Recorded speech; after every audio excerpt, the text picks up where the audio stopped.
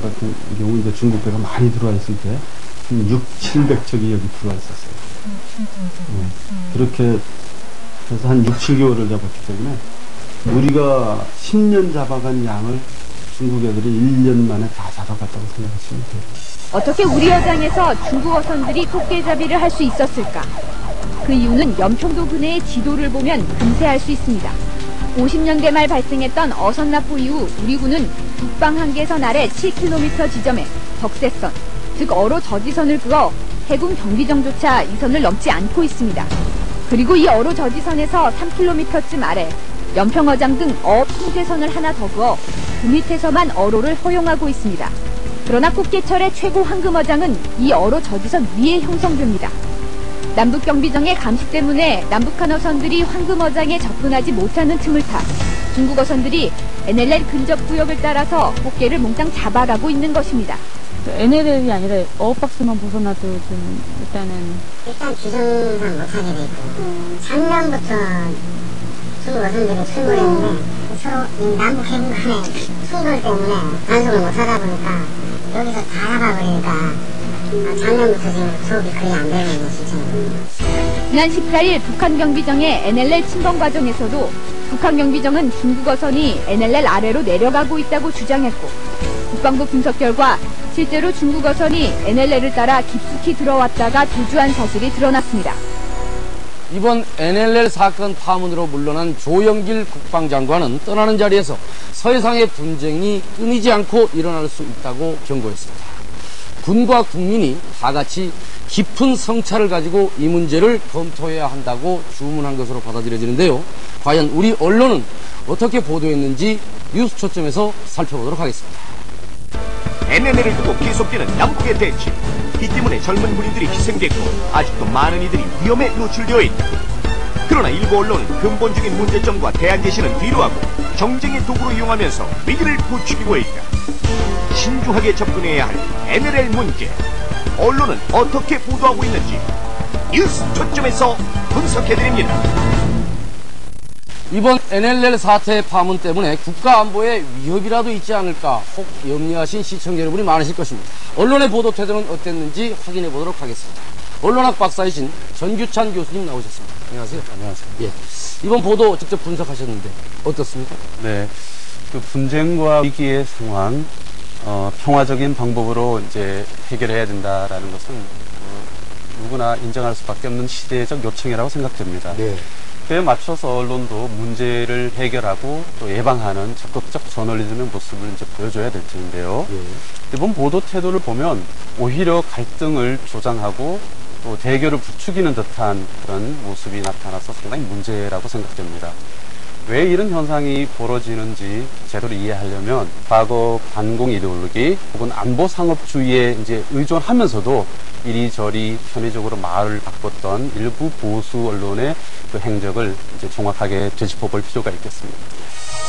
김영삼 정부 시절인 1996년 7월 16일 이양호 당시 국방장관이 국회 본회의에서 한 발언이 큰 파문을 일으켰습니다. 북한 함정들이 서해 5도 근방에서 남쪽으로 5km나 내려왔습니다. 서해 함정이 내려온 것은 정전협정 위반이 아닙니다. 이거는. 북한 함정이 북방 한계선을 넘어와도 정전협정 위반이 아니라는 이 발언은 당시의 남북 상황을 고려할 때 받아들이기 힘든 것이었고 야당도 국방장관의 파면을 주장하고 나설 정도로 파문이 컸습니다.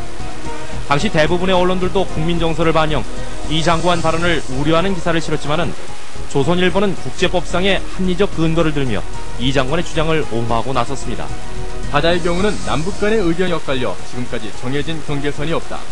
바다에 말뚝을 표시할 수도 없는 입장으로 때문에 서로 간의 수역을 침범했을 경우 정전협정 위반 사항이나 국제법상으로 제소할 수 있는 입장은 아니다.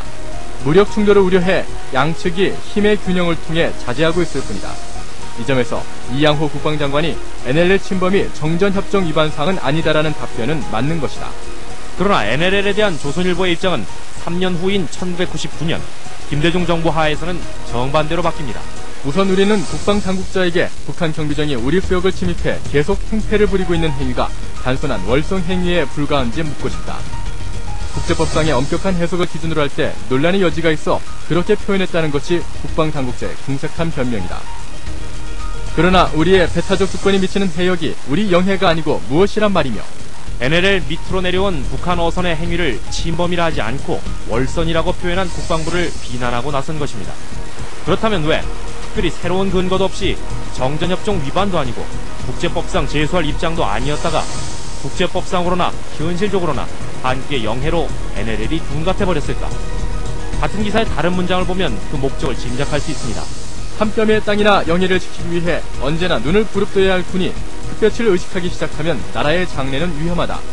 당시 남북 화해 무드를 조성하는 데 큰 역할을 하고 있던 햇볕 정책을 비판하는 데 NLL을 이용했던 겁니다.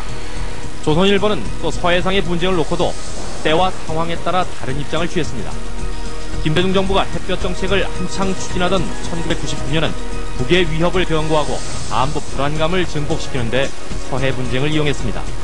군 당국은 당초 무력 충돌 가능성을 우려 정보방송과 무력 시위 등 평화적인 해결책을 추구해왔다. 이는 남북한 함정이 대치하고 있는 이 지역에 해안포와 미사일 등 각종 화력이 집결돼 있어 사소한 충돌이 대규모 군사 충돌로 발전할 가능성이 적지 않기 때문이다. NLL 해역의 분쟁이 대규모 군사 충돌로 발전할 가능성을 지적하며 NLL 인근에 배치된 북한 미사일의 위험성을 경고하는 기사도 실었습니다. 특히 북한 스틱스 대함 미사일이나 어뢰는 구축함 등 우리 대형 함정도 격침시킬 수 있다. 그러나 99년 가공할 무기로 지적되던 북한의 미사일은 3년 후인 2002년 서해 교전이 발생하자 고철덩어리로 바뀌어버립니다. 스틱스 미사일 명중률 사실상 제로. 스틱스 미사일 73년 4차 중동전 때는 50여 발이 발사됐지만 단 한 발도 명중하지 못했다.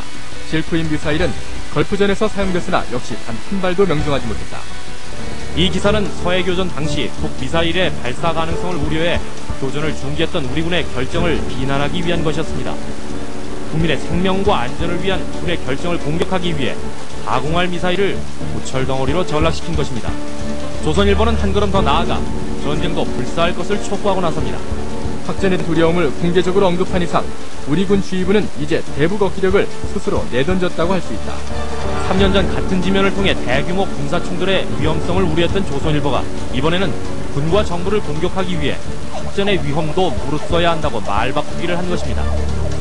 전투에 참가하는 국민들의 생명은 물론 다수 민간인의 희생도 예상되는 분쟁 상황을 놓고 이 신문이 우선적으로 고려하는 것이 무엇인지 의심이 가는 대목입니다.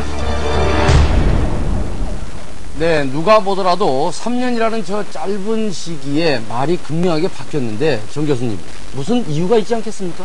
네, 정확하게 알 수는 없지만 제 생각에는 무지와 의도 이 두 가지 가능성이 있다고 생각됩니다. 네. 우선 전문성이 부족해서 그 NLL을 둘러싼 논쟁의 핵심을 제대로 알 수 없었을 수도 있죠. 그렇지만 또 다르게 생각해 볼 수 있는 것은 의도적이고 정략적으로 이제 말을 바꾸었을 가능성인데요. 훨씬 위험한 그런 경우라고 할 수 있겠습니다. 앞서 비디오에서도 보셨습니다만 96년 그 YS 정권 때는 조선일보가 정부의 입장을 오히려 이렇게 흔들어주는 이제 모습을 보였습니다.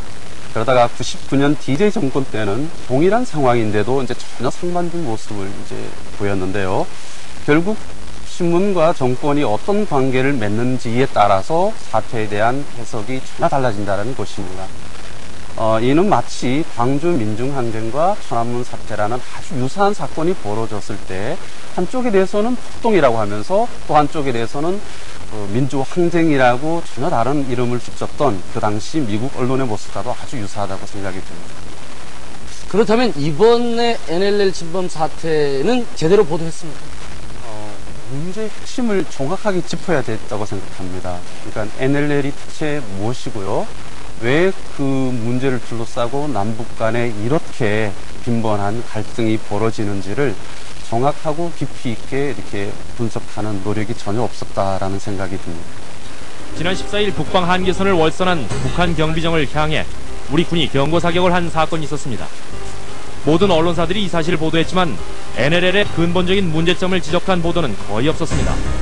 오히려 일부 신문은 NLL의 근본적인 문제에 대한 지적보다는 오히려 이 사건을 통해 정쟁을 부추겼습니다. NLL 침범은 침묵하고 보고 여부만 따지나 거짓말하는 북은 놔두고 왜 군만? 군 관계자들은 예상 외의 강력한 문책 의지를 읽고 당황해하고 있다. 일방적으로 군의 잘못만 묻는 듯한 모습에 대해 우려와 불만을 나타내고 있다.